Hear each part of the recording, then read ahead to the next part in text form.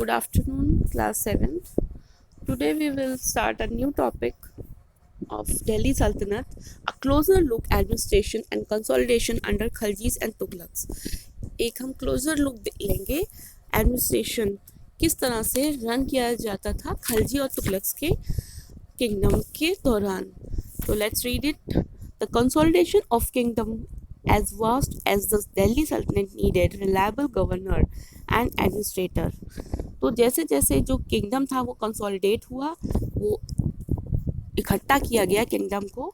जैसे जैसे वो एम्पायर बड़ा कर रहे थे वैसे वैसे उन्हें एक ट्रस्टवर्दी, एक ईमानदार गवर्नर्स की ज़रूरत थी.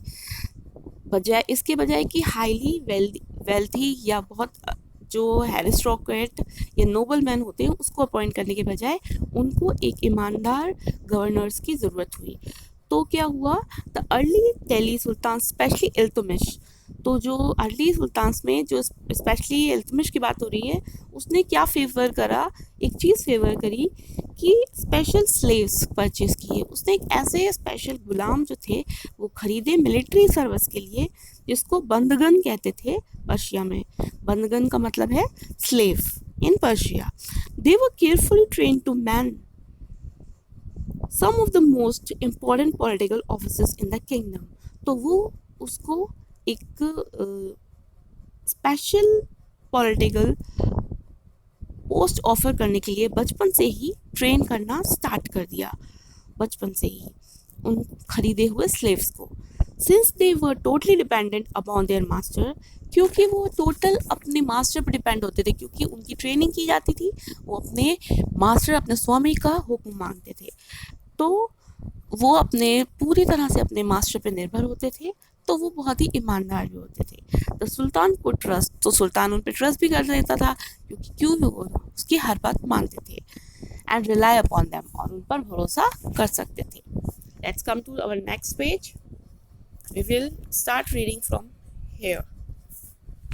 The Khalji and Tughlaqs continued to use Bandagan and also raised people of humble birth, who were often their clients, to high political position. They were appointed as general and governors. However, this also introduced an element of political instability. तो बच्चों देखिए क्या हुआ. खलजी और तुगलक जो थे वो बंदगन slaves purchase करते थे और उनको बड़ा करते थे, ताकि वो आगे चल के ईमानदारी से उनके एडमिनिस्ट्रेशन में, उनकी मिलिट्री में, उनकी आर्मी में उनका सहयोग दे सके. तो क्या होता था, इससे उनके रूल में एक इंस्टेबिलिटी आ जाती थी, क्योंकि वो कभी अच्छे निकलते थे, कभी वो ऑनेस्ट नहीं निकलते थे. तो जो पॉलिटिकल एडमिनिस्ट्रेशन को सफ़र करना पड़ता था, उसको अनस्टेबल रहना पड़ता था. Next paragraph we will read here. Slaves and clients were loyal to their masters and patrons. तो जो गुलाम थे अधिकतर, जो अपने क्लाइंट्स जो थे, वो अपने मास्टर यानी कि अपने स्वामी पे, जो भी उन्हें ट्रेन करता था, जिस लिए भी वो ट्रेन किए जाते थे, उनके हमेशा लॉयल रहते थे, उनसे ईमानदार रहते थे. But not to their heirs, लेकिन उत्तराधिकारियों से नहीं. यानी कि अगर राजा के लिए वो तैयार करे जा रहे हैं तो राजा के बेटे के लिए वो ईमानदार नहीं होंगे. New sultans had their own servant. As a result, the accession of new monarch often saw conflicts between the old and the new nobility. The patronage of these humble people by the Delhi sultans also shocked many elites, and the authors of Persian Tariq criticized the Delhi sultans for appointing the low and base born to high offices. तो बच्चों देखिए क्या हुआ. जब ये तो ईमानदार अपने राजा से होते थे, उनके बेटों से नहीं होते थे. तो क्या होता था, बेटों के अलग स्लेव्स होते थे और राजा के अलग स्लेव्स होते थे. तो उन ओल्ड स्लेव्स में, ओल्ड गुलाम में और नए गुलामों में कॉन्फ्लिक्ट, लड़ाई का माहौल तैयार हो जाता था. और जो प्रशंसक होते थे राजा के, या तौरीख राइटर होते थे, जो इतिहासकार होते थे, जो लिखते थे उस समय का इतिहास को, और जो राजा को कभी कभी सलाह भी देते थे, तो वो अक्सर कहा करते थे कि ये जो है, क्रिटिसाइज़ करते थे, उनकी निंदा करते थे कि वो एक लो किसी भी स्लेव्स को उठाकर एक ऊंचे पद पे बैठा देते हैं. तो उनकी काफ़ी निंदा त्वरिक्स के द्वारा होती थी. अब ये बच्चों अपनी थोड़ा सा नॉलेज के लिए हम ये बॉक्स पढ़ेंगे कि स्लेव्स की और वैल्यू हमें जिससे पता चलेगी कि उस टाइम पर जो स्लेव्स की वैल्यू थी वो किस तरह से और ज़्यादा थी. Let's read it. The sultans were advice, सुल्तान को एडवाइस की जाती था, slave whom one has brought up and promoted must be looked after for its need a whole lifetime, and good luck to looked after for its need a whole lifetime, and good luck to find a worthy and experienced slave. Wise men have said that a worthy and experienced slave is better than a son. तो एक गुलाम क्या होता है, ये एक बताया गया है, एक व्यू बताया गया कि उस टाइम पे राजा को हमेशा ये बताया जाता था कि जो एक स्लेव है जिसको आप गुलाम को आप जो ट्रेन करते हो तो बचपन से ही उसकी ज़रूरतों का पूरा ख्याल रखना चाहिए. और फिर गुड लक भी राजा का डिपेंड करता है कि वो कितना अच्छा स्लेव निकलेगा आगे. और अगर अच्छा स्लेव मिल गया तो वो एक बेटे से भी अच्छा माना जाता था. नेक्स्ट अब हम ये वाला बॉक्स पढ़ेंगे ताकि हमें आगे भी पता चले कि कौन कौन से ऐसे स्लेव्स को कौन कौन से ऊंचे हाई रैंक जो थे वो पदों पर नियुक्त किया गया.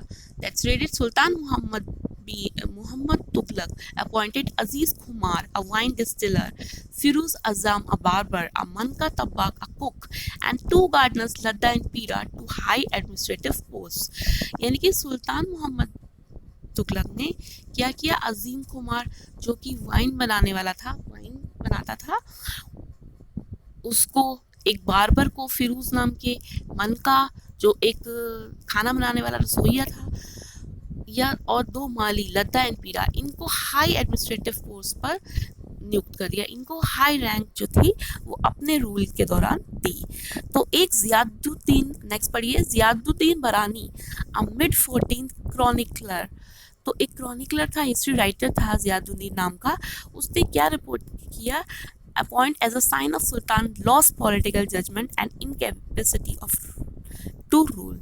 तो उसने ये बोला क्रॉनिकलर ने कि जो रूलर था, जो तुगलक था, वो अपनी जो रूलिंग कैपेसिटी थी वो रूल करना ही भूल गया था और कुछ भी कर रहा था, कुछ भी करके अपने रूल को, अपने किंगडम को रूल कर रहा था.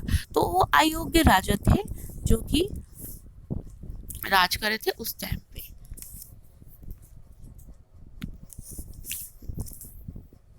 Now children, come to next page. We will read. Like the earlier sultans, पहले के सुल्तान्स की तरह the Khalji and the Tughlaqs monarchs appointed military commanders as governor of territory of varying sizes. तो बहुत सारी टेरिटरीज होती थी राज्य के. टेरिटरीज मतलब स्टेट्स जैसे होती हैं आज राज्य होते हैं. पहले साम्राज्य जो होते थे, छोटी छोटी बाउंड्रीज होती थी, तो उनको अपॉइंट करने के लिए मिलिट्री कमांडर्स रखे जाते थे. तो क्योंकि राजा जो है वो एक ही जगह राज कर सकता है एक बार में, तो वो जो राजा था वो एक सुल्तान और स्पेशली खलजी के दौरान वो मिलिट्री कमांडर्स उन्हें हायर कर दिए थे, उनको उसकी जगह की छुटाई या बढ़ाई देखकर टेरिटरीज की. These lands were called iqta. इन जो लैंड्स को जिसको गवर्न करते थे ये मिलिट्री कमांडर, उसको इक्ता बोलते थे. उन लैंड को, उन ज़मीन को इक्ता बोलते थे. And their holders were called iqtadar. और जो लैंड ओनर्स थे, जो ज़मीन के मालिक थे, उनको इक्तदार या मुक्ति बोलते थे. The duty of muktis was to lead military campaigns and maintain law and order in their इक्तास. तो ड्यूटी क्या होती थी मुक्तीस या इक्तदार की?